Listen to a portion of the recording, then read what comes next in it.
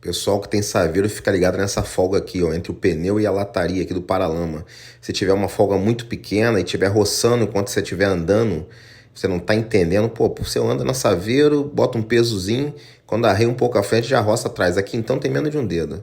Se acontecer isso, pessoal, fica ligado no pivô. Em algum instante fizeram isso aqui, ó, trocaram esse pivô. E o pivô, como ele tem um leve ângulo para um lado só, ele não é padrão para os dois lados iguais, ele foi jogando a roda para trás. Alguém comprou o pivô direito e esquerdo ao mesmo tempo e na hora de colocar no lugar montou errado, montou um pivô na balança do lado contrário, jogando para o lado contrário. Ele tem que jogar para cá, para frente. E ele está jogando para trás. Então fica a dica aí, pessoal. Se tiver errado, é isso que vai acontecer. Beleza? Se gostou da dica, já acompanha a gente para mais vídeo aí. Se inscreve, curte e vamos para cima.